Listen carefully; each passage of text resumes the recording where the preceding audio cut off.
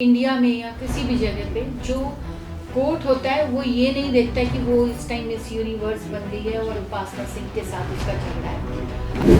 फिर हमने उनको 3-4 महीने पहले उनको एक लीगल नोटिस भेजा। उस लीगल नोटिस का मुझे नहीं लगता कि आप में से किसी को भी पता होगा। हरनाज के बीच में कोई भी कॉन्फ्लिक्ट है, मैं नहीं चाहती थी क्योंकि उसके साथ मेरे इमोशंस भी जुड़े हुए हैं। लेकिन हमने हरनाज और संधू जी को बोला था कि आप हमारे प्रमोशन के लिए दिन दे दो। उन्होंने ना मेरे किसी फ़ोन का, ना किसी मैसेज का, ना किसी चीज़ का कोई मेल का कोई जवाब नहीं दिया। शर्मा आप देख रहे हैं न्यूज़ नेशन। दोस्तों आज मेरे साथ एक खास मेहमान मौजूद है। उनको राजस्थान की मीना कुमारी भी कहा जाता है। अगर वो एक्शन करती है तो उनको अमिताभ बच्चन भी कहा जाता है, और जब वो हंसाती है तो उन्हें कॉमेडी क्वीन भी कहा जाता है। लेकिन इस कॉमेडी क्वीन की जिंदगी में एक विलन की एंट्री हो चुकी है। सबसे पहले उपासना जी बहुत बहुत स्वागत है आपका न्यूज़ नेशन में। थैंक यू सो मच जी, नमस्कार। उपासना, जिस तरीके से अभी बहुत दिनों से कंट्रोवर्सी चल रही है, हमारी जो प्राइड ऑफ इंडिया है वो एक विलन कैसे बन के आपकी एक विलन कैसे बन गई आपके लिए? नहीं, मैं नहीं कहूँगी विलन तो नहीं कहा जाता, मैंने बच्चे की तरह उसको प्यार दिया है। लेकिन मैंने एक फ़िल्म बनाई जी, बाईजी कुट्टनगे, आपको मालूम ही है, और बहुत बड़े लेवल पे बनाई फ़िल्म। ऐसा भी नहीं कि कोई इस फिल्म को प्रमोट करे तो उसको अपना छोटा लगे कि मैंने ये क्या कर दिया। पंजाब की बड़ी फिल्मों में से है, जैसा आप जानते हैं देव खरौड़ बहुत बड़े स्टार हैं वहाँ के, और गुरप्रीत कुग्गी जी हैं, उनका भी बड़ा नाम है।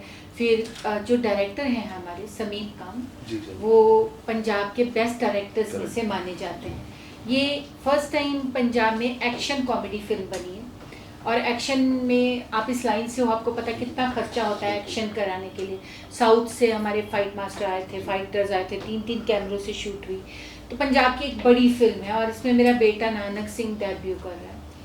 तो हमने इस फिल्म के लिए हरनाज और संधू को उस टाइम रखा जब वो न्यू कमर थी, और वो मतलब 2-2 सीन्स के सीरियल में रोल करती थी। उडारियाँ आपने देखा होगा, उसमें थोड़े से ही सीन्स थे उसके। तो वो अपनी मदर के साथ आई थी, और उन्होंने कहा था कि हमें बहुत ज़रूरत है कि हरनाज कोई अच्छी फिल्म करे। और जब मैंने उनको रखा वो बहुत खुश थे। उन्होंने कहा कि हमारा ड्रीम कम ट्रू हो गया। मैंने जब उनको एक्टिंग सिखाई और सब कुछ किया तो उन्होंने कहा कि आप मेरी गॉड मदर हो। और आज जब वो मिस यूनिवर्स बन गए हैं तो फिर वो मुझे मेरी प्रमोशन की जो डेट्स मेरे कॉन्ट्रैक्ट के ऊपर लिखी हुई हैं, वो 25 दिन लिखे हैं उस पर।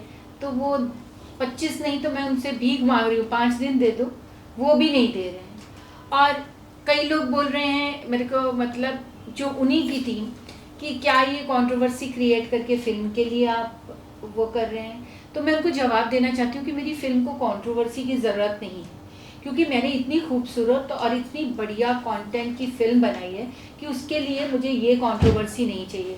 अगर मुझे कंट्रोवर्सी करनी होती ना तो ये मैं 27 मई को करती। मेरी पहले ये फिल्म 27 मई को रिलीज होने वाली थी। मेरे पोस्टर्स छप चुके थे, मेरी पब्लिसिटी हो चुकी थी, मेरा बहुत पैसा इन्वेस्ट हो चुका था। और उस टाइम भी हमने हरनाज और संधू जी को बोला था कि आप हमारे प्रमोशन के लिए दिन दे दो। उन्होंने ना मेरे किसी फ़ोन का, ना किसी मैसेज का, ना किसी चीज़ का कोई मेल का कोई जवाब नहीं दिया। फिर हमने उनको 3-4 महीने पहले उनको एक लीगल नोटिस भेजा।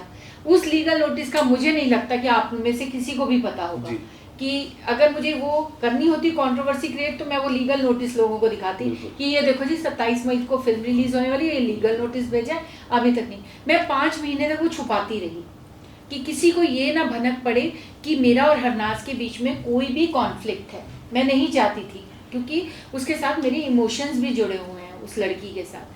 लेकिन उन्होंने उस लीगल नोटिस, उस कोर्ट के नोटिस का भी जवाब नहीं दिया।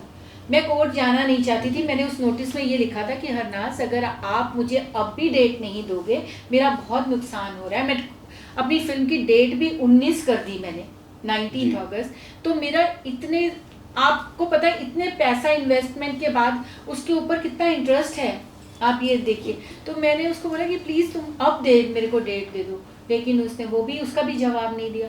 तो मैं मजबूर हो गई, मतलब मेरे पास और कोई चारा ही नहीं बचा। अभी मेरी फिल्म रिलीज पे है तो मैं क्या करूँ, आप मुझे बताओ। ये बताइए कि जब आपने कोर्ट का रुख किया, आपने क्या क्लेम किया? डैमेज क्लेम आपने किया कि आपने क्या आप चाहते हैं कोर्ट से, क्योंकि कोर्ट में आप गए हैं, क्योंकि वहाँ देखिए जस्टिस पे सबको भरोसा है और जस्टिस मिलता भी है, तो आप क्या चाह रहे हैं कोर्ट से?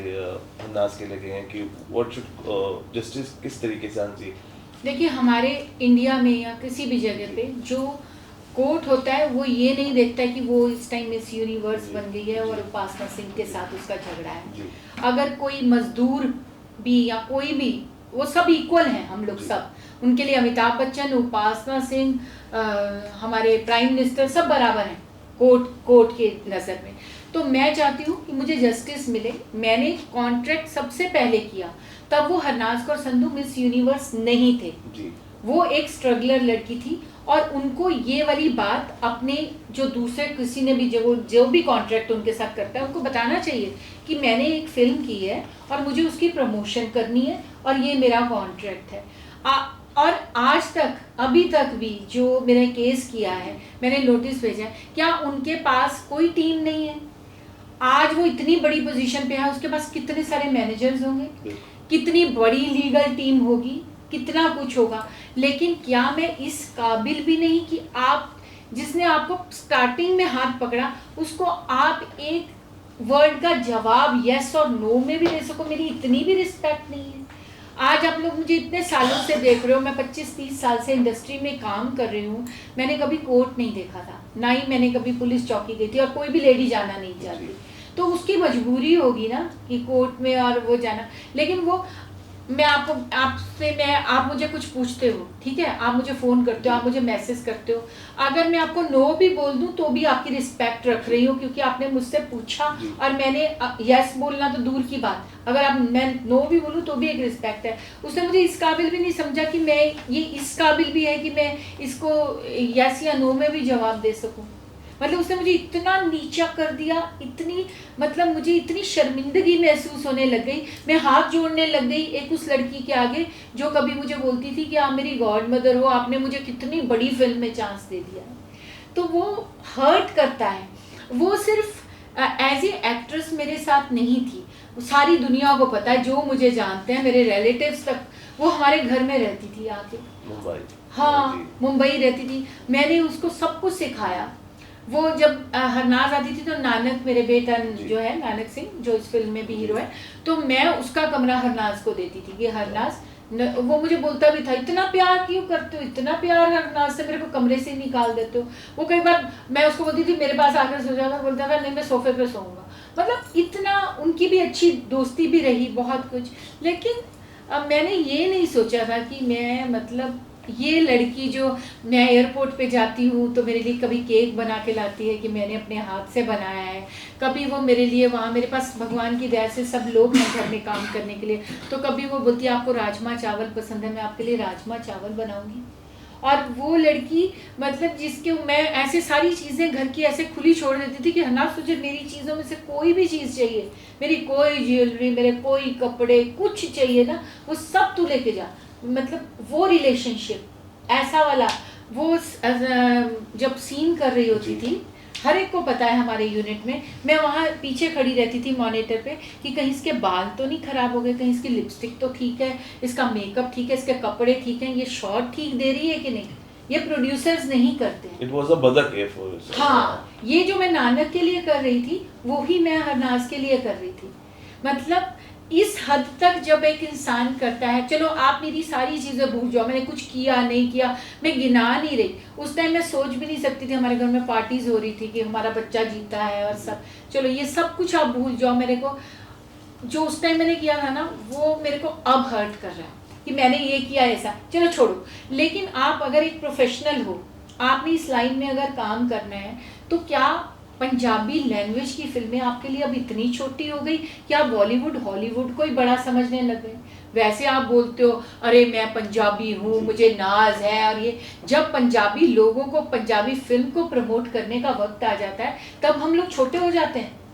और वो भी ऐसी फिल्म जो एक फैमिली फिल्म है। मैं आपको बताऊं, एक भी कट नहीं है मेरा सेंसर में, मतलब इतनी नहीं तो एक डायलॉग पे कट होता है, एक सीन पे कट होता है, आप इस लाइन को आपको पता है। मेरी इतनी खूबसूरत, बिना वल्गैरिटी के, बिना किसी चीपनेस के, आप उसका ट्रेलर देख लो, आप उसके गाने देख लो, मुझे एक वर्ड बता दो कि उपासना सिंह ये अच्छा नहीं है। वो मुझे मैसेजेस लिखवा रहे हैं कि उपासना सिंह को शर्म आनी चाहिए कि वो मिस यूनिवर्स को प्रमोट करने के लिए कह रही हूँ। मैं पूछ रही हूँ किस बात की शर्म आनी चाहिए मुझे? ये सब करने की मुझे शर्म आनी चाहिए कि मैंने एक नई लड़की को चांस दिया, मैंने उसके लिए इतना किया, इस बात की मुझे शर्म आनी चाहिए? मैंने इतनी बड़ी फिल्म बनाई, मैंने उसको नानक के बराबर रोल दिया, मेरे बेटे के बराबर। अगर मैंने पैसा नानक सिंह पे इन्वेस्ट किया है तो वो हरनाज कौर संधू पे भी है। आज कोई भी लड़की मेरे साथ पंजाब में फिल्म ऐसी करने के लिए बिना पैसे के लिए 100 लड़कियां खड़ी हो जाएं कि उपासना सिंह प्लीज हमें चांस दो।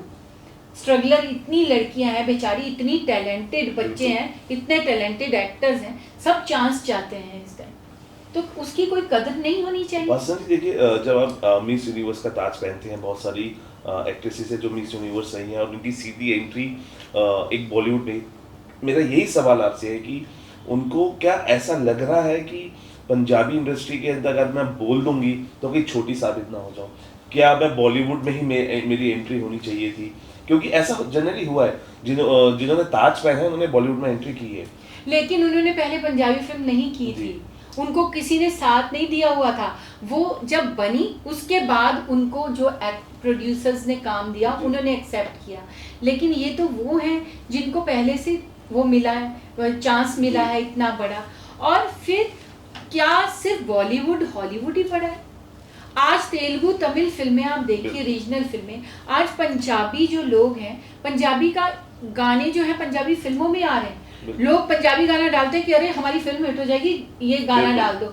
दलजीत दोसांझ इस टाइम हिंदी फिल्में भी कर रहा है, पंजाबी भी कर रहा है। वो चाहे तो नहीं करे पंजाबी फिल्में, उसके पास कोई कमी है इस वक्त, लेकिन उसने अपनी लैंग्वेज नहीं छोड़ी है, वो उसको प्रमोट करता है, वो गाने गाता है। आप सिद्धू मूसेवाला देख लीजिए, आपको पता है कि कितने रैपर्स ने उनको बोला इंग्लिश गाने गाओ, उन्होंने बोला नहीं मैं पंजाबी गाऊंगा, वो भी बाहर रहे हैं। तो इसलिए लोगों का वो प्यार, वो अटैचमेंट उसके साथ है। आज पंजाबियों ने कहाँ कहाँ अपना नाम रोशन किया है, कहाँ से छोटे हो गए हम लोग, और रीजनल फिल्म हो गई तो ये तो हर प्रांत की लैंग्वेज है यहाँ। यही तो हमारे इंडिया का कल्चर है, यही तो उसकी संस्कृति उसको बढ़ाता है कि हमारी इतनी भाषाएं हैं, हमारी इतनी भाषाओं में फिल्में बनती हैं, हमारी ये सभ्यता है, हमारी ये संस्कृति है। तो अगर आप अपनी रूट्स को ही भूल रहे हो, अगर कोई गुजराती है वो बोले नहीं नहीं नहीं गुजराती क्या होती है, मैं तो इंग्लिश फिल्म करूंगा, मैं तो ये करूंगा, तो मुझे लगता है कि शर्म मुझे नहीं आनी चाहिए, उस इंसान को आनी चाहिए जो अपने अपने कल्चर, अपनी सभ्यता, अपनी पंजाबी लैंग्वेज को छोड़ता है। बस, लेकिन अगर वो फॉल्स पाई जाती है, फॉल्स जिस तरीके से हम बातें कर रहे हैं कि उन्होंने कॉन्ट्रैक्ट जो आपने किया था वो तोड़ दिया है, लेकिन कहीं ना कहीं ऐसा भी है अगर उन्होंने दूसरी तरफ से भी, अगर जहाँ से उन्होंने क्राउन जीता है, अगर वहाँ से भी वो फॉल्स पाई जाती है तो उनसे क्राउन भी लिया जा सकता है, क्योंकि कॉन्ट्रैक्ट, बीच ऑफ कॉन्ट्रैक्ट वहाँ पे भी फॉल्स पाया जाएगा फिर। बिल्कुल। तो क्योंकि सिनेरियो अब इतना बड़ा हो चुका है, आपने इतना प्रयास किया उनको वापस आने का, अगर नहीं होता है वहाँ पे भी फॉल्स पाई जाती है, क्योंकि जिस तरीके से जवाब नहीं देती आपको लग रहा है कि हाँ उन्होंने वहाँ पे भी कहीं ना कहीं गुमराह किया हुआ है। डेफिनेटली, अगर उनको पता होता, वो इतनी बड़ी ऑर्गेनाइजेशन है, अगर उनको पता होता कि इसका पहले कोई कॉन्ट्रैक्ट है तो ये उनको बताती अगर, तो वो जरूर मुझसे कांटेक्ट करते, वो पूछते मुझे कि क्या एग्रीमेंट है, हमें दिखाइए क्या एग्रीमेंट है, कैसा एग्रीमेंट है। अब वो फिर शायद मुझे वो डेट्स भी देते, वो खुद बोलते कि हाँ आपका कॉन्ट्रैक्ट है, या वो इसको जो भी बोलते। लेकिन इनको शायद ऐसा लगा कि बताएंगे तो शायद हम लोग इसमें अपीयरेंस नहीं होगी हमारी, हम अपीयर ही नहीं कर पाएंगे। तो ये चलो इन्होंने नहीं बताया उस वक्त, लेकिन अब तो बता सकती है ना, अब पूरी दुनिया को पता है, क्या उनको नहीं पता है? फिर लोग बोलते हैं कि आपको उनके माँ बाप से कांटेक्ट करना चाहिए था। हमने उनको लीगल नोटिस भेजा उस टाइम जब वो घर पे थे, मैं कितनी बार उनके खुद घर पे जा चुकी हूँ, जो हरनाज है मैं उनके घर पे जा चुकी हूँ, उनको लीगल नोटिस मिला है। अब वो पढ़े लिखे लोग हैं, ऐसा भी नहीं कि अनएजुकेटेड है, उनको नहीं पता लीगल नोटिस का मतलब क्या होता है, उनको सब पता है, उनको सब कुछ पता है। जो मैं मैसेजेस भेज रही हूँ वो बाकी जो एक्टर्स हैं उनको सबको रिप्लाई कर रही है, लेकिन उपासना सिंह को रिप्लाई नहीं कर रही। मेरे ही एक्टर्स जब उनको बोल रहे हैं कोई और बात, एक बार उन्होंने, एक एक्टर ने बोला कि हमें दुबई का शो करना है, तो वो उनसे बात कर रही है और उनको बोल रही है इतने पैसे हैं, इससे बात कर लो, इससे। जब उन्होंने बोला कि उपासना सिंह की डेट्स हैं जरा प्लीज़ वो कर दो, तो वो उसको बंद कर देती हैं फ़ोन। तो ऐसा नहीं है कि उनको पता नहीं है, उनको सब कुछ पता है, और उन्होंने बस बताया नहीं है वहाँ पे। तो डेफिनेटली इस बात से जो जो ऑडियंस है, मैं उन्हीं को जज मानती हूँ कि मुझे बता दो कि मुझे किस बात की शर्म आनी चाहिए और उनको किस बात की शर्म आनी चाहिए। तो आज दुनिया में मुझे बहुत तरह से रोका जा रहा है। मैंने आपको बताया ना कि मेरे को ट्रोल कर रहे हैं लोग। हाँ, तो ट्रोल कर रहे हैं, वो 4 लोग ट्रोल कर लेंगे तो आप मुझे उपासना सिंह को छोटा कर दोगे। आज सब लोग इतने स्मार्ट हो गए हैं, सब लोग इंटेलिजेंट हो गए, उनको पता चलता है सेम नाम से सेम लिखा हुआ है, सेम ही आईडी से आ रहा है, तो वो समझते हैं कि मैं क्या हूँ। और एक बात आपको और बताऊं, आज आप जितने भी एक्टर हैं, चाहे वो स्क्रीन पे जो भी काम करते हैं, जिस आदमी ने इतने साल बिता दिए हों, वो लोग एक्टर को समझने लगते हैं उनकी इंटरव्यूज से, उनकी सब बातों से। लोगों को पता होता है कौन सच बोल रहा है और कौन गलत बोल रहा है, सबको पता होता है। तो मेरी ऑडियंस मेरे साथ है, लोग मेरे साथ हैं। मुझे अगर रोकने की कोशिश भी ये लोग कर रहे हैं कई तरह से, पर मैं आपके ज़रिए बता दूं कि मैं रुकूंगी नहीं। मैं अपनी फिल्म रिलीज करूंगी, आप कितनी भी रोड़े अटकाओ, पर मैं हटने वालों में से नहीं। अच्छा उपासना, जैसे आप बताइए, you have always taken a care of her as a mother. अगर वो माफी मांग के कहते हैं कि मेरे से जो भी चीजें हो गई हैं मैं माफी चाहती हूँ रिलीज के बाद, अगर वो वापस आती हैं आपसे माफी मांगती है, तो आप क्या सोचेंगी, क्या कहेंगी, आपका क्या टेक रहेगा?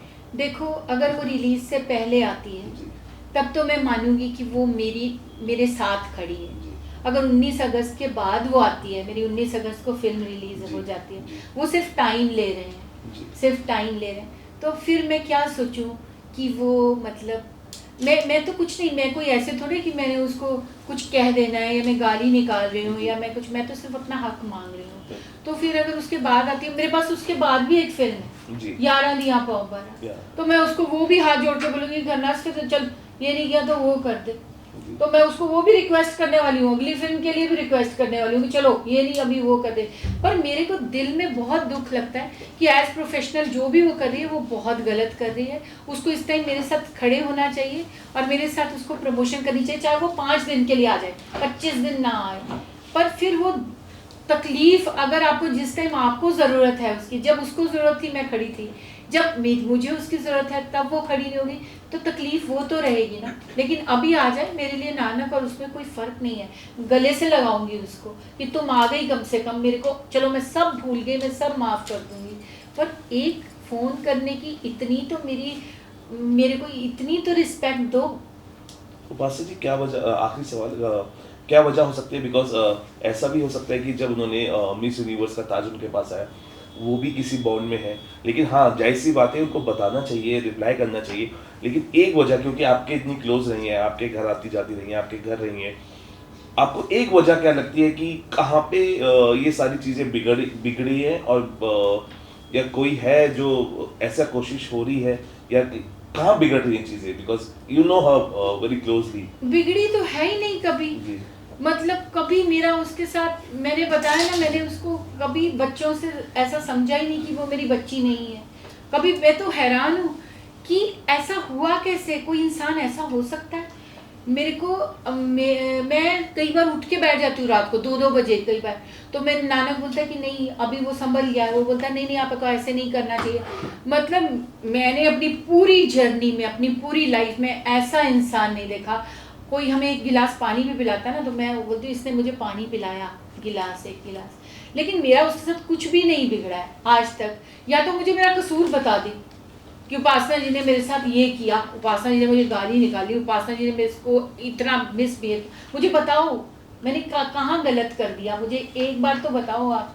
लेकिन उसने तो वो भी मेरे को वो भी नहीं समझा। बस वही बात है कि उसको लगता है कि अब पंजाबी फिल्म जो प्रमोट करना, मैं छोटी हो जाऊंगी, मुझे पंजाबी लैंग्वेज से मतलब हो। लेकिन अगर मैं आपको बोलना चाहती हूँ हरनास, अगर आप अपनी पंजाबी, अपनी मदर टंग को आज एक मकाम पे, आप इतनी बड़ी पोजीशन पे हो, आपका एक ट्वीट, आपकी एक मैसेज, आपका वो पोस्टर शेयर कर देना लोगों में आपके लिए रिस्पेक्ट लाएगा कि आप अपनी माँ बोली की रिस्पेक्ट करते हो। इससे क्या लोग समझ नहीं रहे हैं कि वो क्या कर रही है। बिल्कुल बिल्कुल। बस एक आपने इतनी सारी चीज़ें हमें बताई। हन्नास के लिए आपने बोला कि अगर वो आती हैं तो आप जाहिर है एक माँ की तरह से गले से लगाएंगी और बिल्कुल एक अगली फिल्म के लिए उनको तैयार करेंगी, और हमेशा ही आप उनको अगली फिल्म मेरी बनी हुई है। उनके साथ ही? हाँ, उनके साथ 11 दिया पाँव 12, मैंने 2 फिल्मों में उसे हीरोइन लिया और वो उसका पोस्ट प्रोडक्शन अभी कंप्लीट हुआ है, मतलब वो फिल्म रेडी है रिलीज होने के लिए। इसके बाद वो फिल्म रिलीज है मेरी 11 दिया पाँव 12, और उसमें भी हरनाज कौर संधू और नानक सिंह हीरो हैं। वो नानक सिंह हीरो है, वो हीरोइन है। देखिए अभी तो बहुत एक रिलीज के क्लोज है और नेक्स्ट फिल्म रिलीज के लिए तैयार है।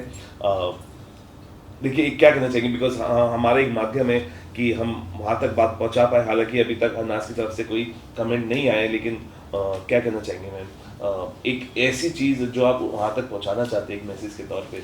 मैं सिर्फ उसको यही कहना चाहती हूँ कि हरनाज 19 अगस्त को फिल्म रिलीज हो रही है बाईजी कुट्टनगे।